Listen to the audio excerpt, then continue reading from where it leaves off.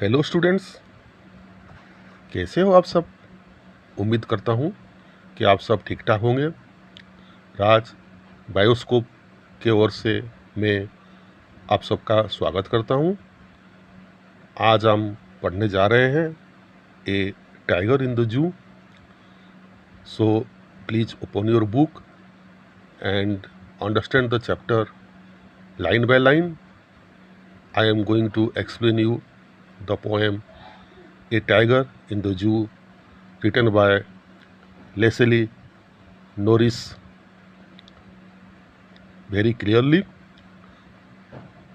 तो मैं समझाने जा रहा हूँ और इसको मैं हिंदी में भी समझाऊँगा और इंग्लिश में भी समझाऊँगा। तो आप अपना किताब को खोला रखें और जैसे मैं एक्सप्लेन करूँगा ऐसे ही समझिए। ये एक बहुत ही इम्पोर्टेंट पोइट्री है जो कि हर एक एग्ज़ाम में आता है और तुम लोगों का जो essay 1 एग्ज़ाम होगा अभी उसमें तो सारा ऑब्जेक्टिव टाइप क्वेश्चन आएगा ही।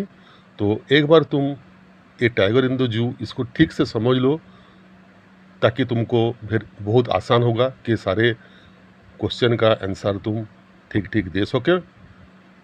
तो चलिए हम पढ़ते हैं a tiger in the zoo, written by Leslie Norris. इसमें स्टूडेंट्स द पोएट जो पोएट है वो बहुत सारे पोएटिक डिवाइसेस का उपयोग किया है ताकि इस पोएम को एक मर्मस्पर्शी और वेरी सेंसिटिव पोएम बना सके, इसलिए उसने बहुत सारा पोएटिक डिवाइसेस का इस्तेमाल किए हैं। उसके बारे में भी हम थोड़ा चर्चा करेंगे। देखिए जो पहले लाइन है, ही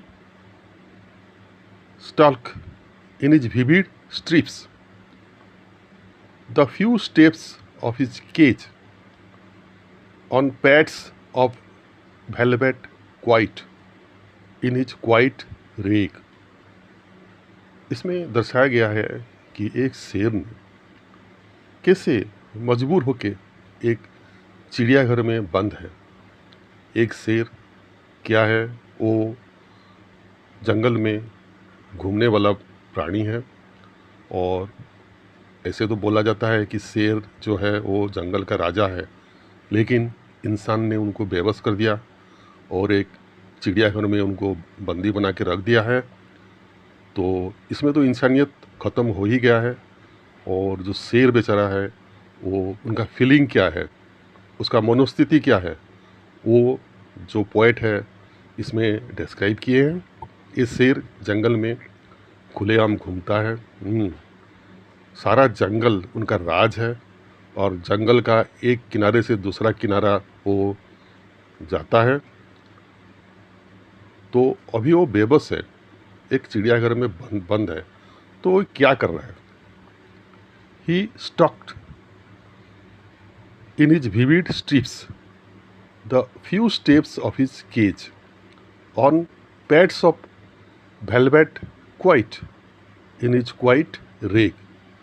इसका मतलब क्या है बच्चों, देखो, ही स्टॉक मीन्स चलना और एक रोप के साथ चलना।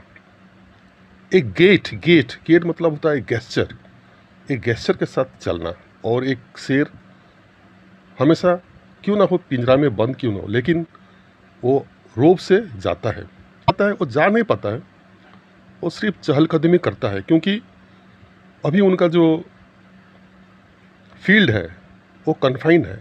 ही is in the confinement of a cage of a zoo. Understand, he stocked means वो चलता है। इन इज विविड स्ट्रिप्स मतलब क्या होता है, उनका जो बॉडी में जो लकीर उसको स्ट्रिप बोलते हैं। जैसे हम कोई शर्ट पहने रहते हैं तो जो शर्ट में जो स्ट्रिप है और धब्बा जो है उसको स्ट्रिप बोलते हैं। और उनका जो स्ट्रिप है वो नेचुरल है, मतलब वो जन्मजात है, मतलब भगवान ने उनको दिए हैं। विविड मतलब है क्लियर, वेरी क्लियर स्ट्रिप्स, मतलब वो जो स्ट्रिप है वो क्लियर है और उनका भगवान का देन है। हाँ, उनको जाके मार्केट से कोई साट वगैरह कपड़ा खरीदने नहीं पड़ता है, वो भगवान ने उनको दिए हैं। हाँ, तो वो चहलकदमी करता है। ही मतलब उसमें जो शेर है, उनको जो पोएट है वो ही बोले हैं, मतलब ये है पर्सनिफिकेशन। एक शेर को एक इंसानियत का और इंसान का दर्जा दिया गया है, तो जो पोएट है उनको ही बोलते हैं और उनको ही बोल के संबोधन किए हैं। ही का मतलब है उसमें पर्सनिफिकेशन किया गया है, मतलब एक पोएम को ज़्यादा एट्रैक्टिव बनाने के लिए उसमें बहुत सारा पोएटिक डिवाइसेस का इस्तेमाल किया गया है, उसमें से ही एक तो है।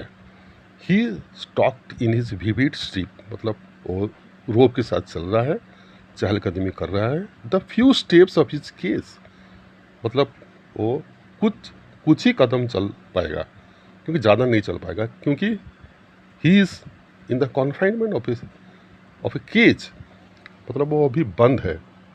इंसान ने उनको बंद करके रख दिया है, एक केज में डाल दिया है।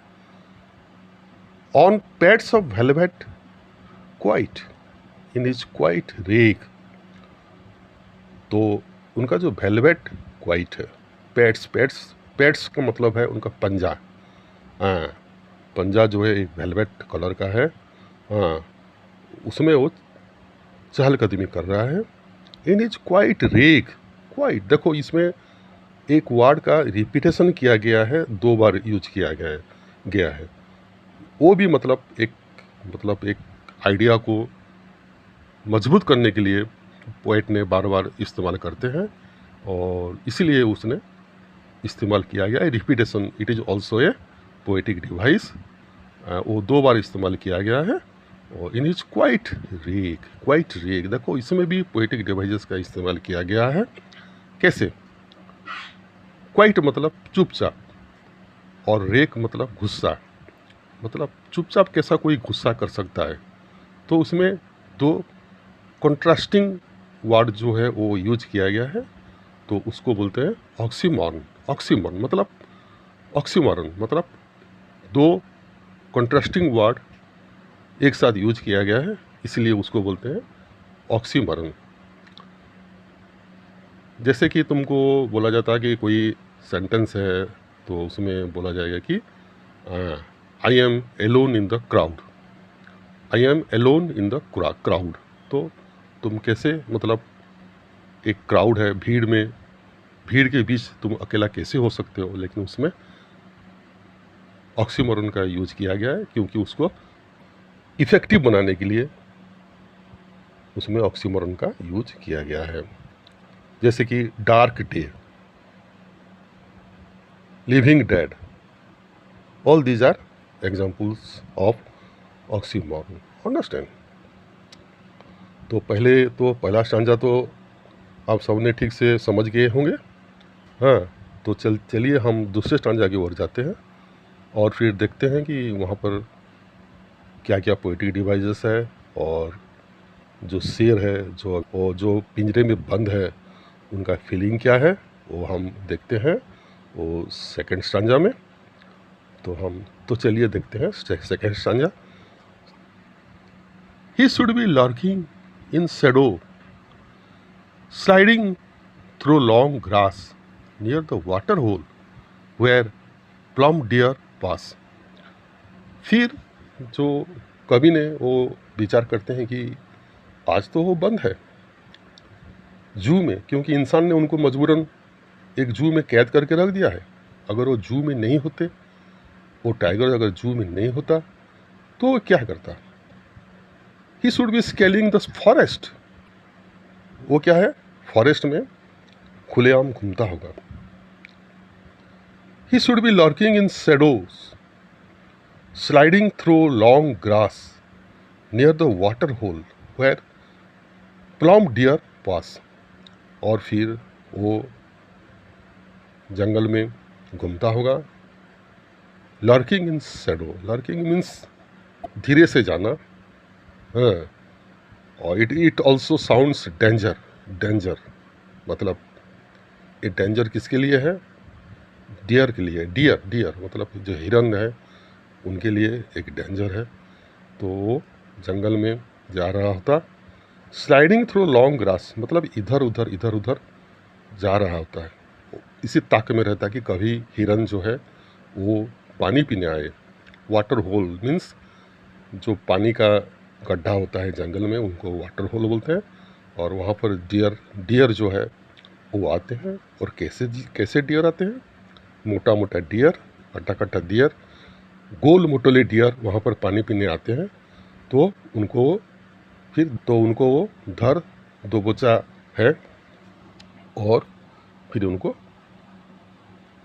खाता है, क्योंकि it is his prey. The deers are prey of the tiger. Understand? तो आपने ये सेकेंड स्टैंजा भी समझ लिए हैं।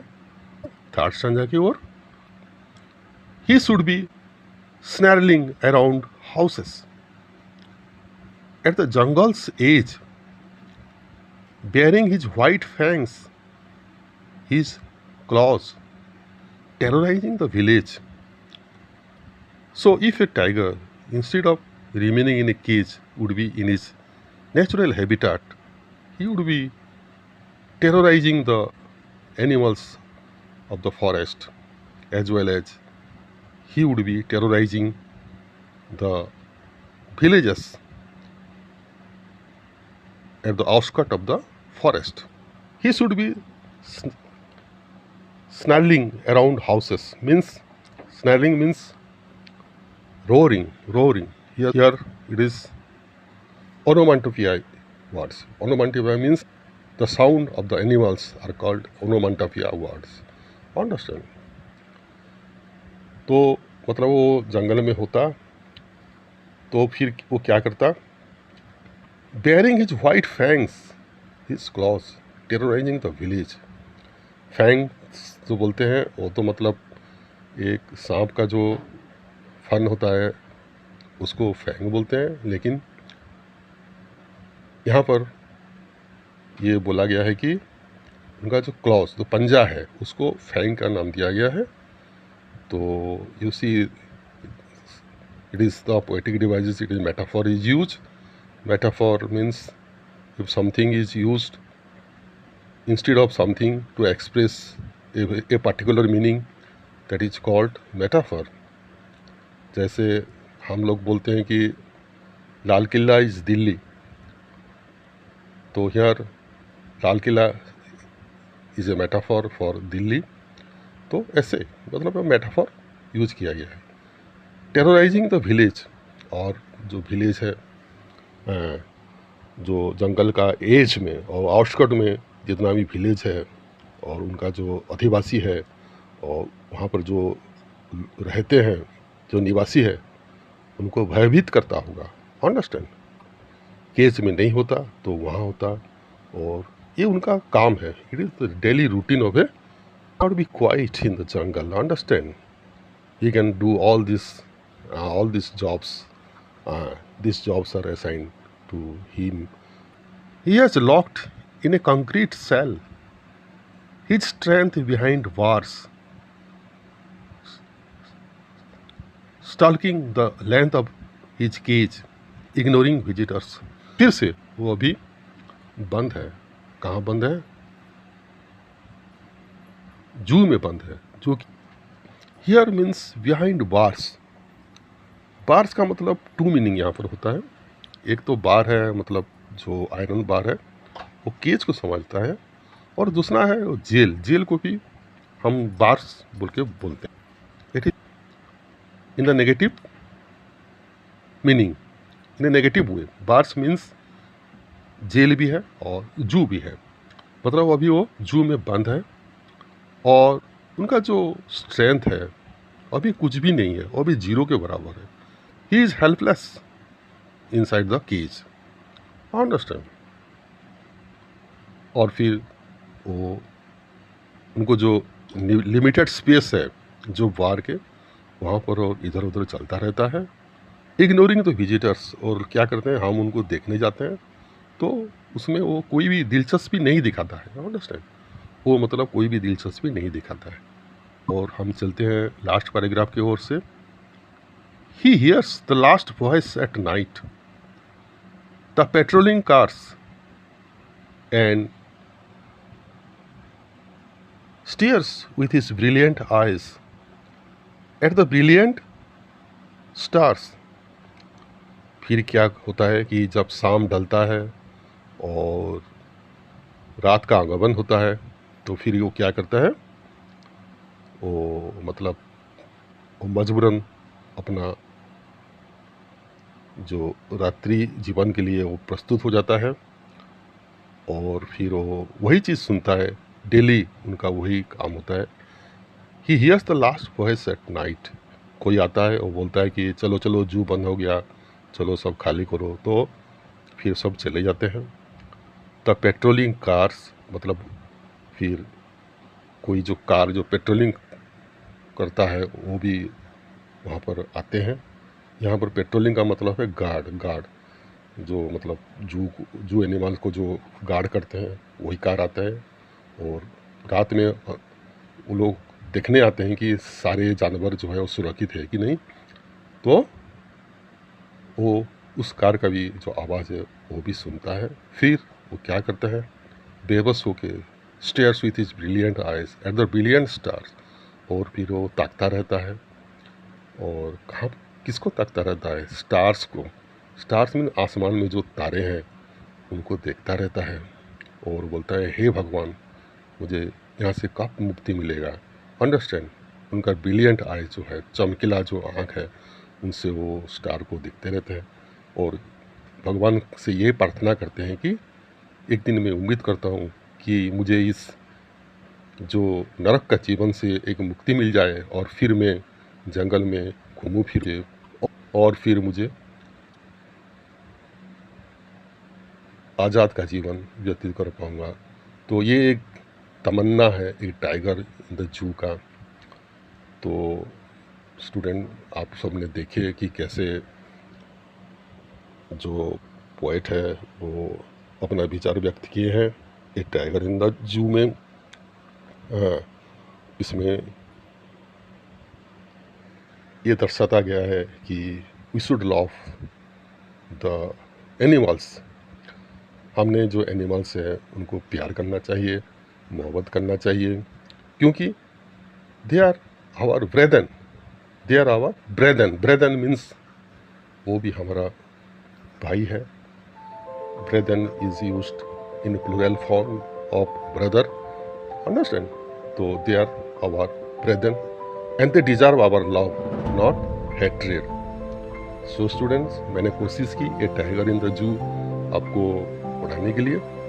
सो अगर आपको मेरी पढ़ाई अच्छा लगा तो ये चैनल को थोड़ा सब्सक्राइब जरूर करिएगा और अपना फ्रेंडों को भी रिकमेंड करिएगा, और ऐसा भी वीडियो मैं आपको देता रहूँगा आगे। तो my best wishes for you for your forthcoming examination and thank you very much. See you in my next video.